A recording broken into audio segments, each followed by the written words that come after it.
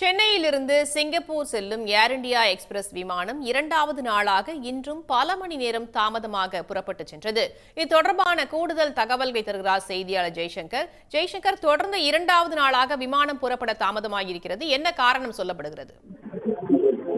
அதை சென்னை விமான நிலையம் பன்னாட்டு முனையத்தில் இரண்டாவது நாளாக சிங்கப்பூர் செல்லும் ஏர் இந்தியா எக்ஸ்பிரஸ் பயணிகள் விமானம் 6 மணி நேரத்துக்கு மேலாக தாமதமாக புறப்பட்டு சென்றது.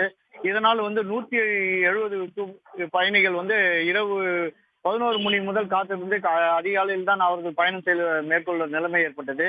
இதற்கு காரணம் இந்த ஏர் இந்தியா எக்ஸ்பிரஸ் விமானம் நேற்று புதன்கிழமையே அதிகாலை செல்ல வேண்டியிருந்தது. ஆனால் அது தொழில்நுட்ப கோளாறு காரணமாக அங்கிருந்து எதிர் விமானம் வருவது லேட் ஆனதாலும் அதனால் அங்கிருந்து புறப்படுவது தாமதமானது.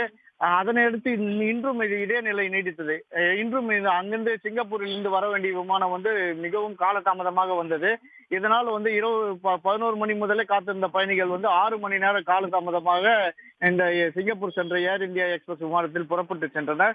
இதனால் இவர்களுக்கு அந்த ஏர் இந்தியா எக்ஸ்பிரஸ் விமான நிறுவனத்தை சேர்ந்தவர்கள் குறுஞ்செய்தி அனுப்பியுள்ளனர். ஆனால் ஒரு சிலருக்கு குறுஞ்செய்தி கிடைக்கப்படவில்லை. அதனால் அவர்கள் இரவு முதலே காத்திருந்து மிகவும் சிரமத்துக்குள்ளாகி பயணம் மேற்கொண்டதாக தெரிகிறது. தகவல்களுக்கு நன்றி ஜெய்சங்கர். உடனுக்குடன் செய்திகளை தெரிந்து கொள்ள சன் நியூஸ் பெல் ஐகானை கிளிக் பண்ணுங்க.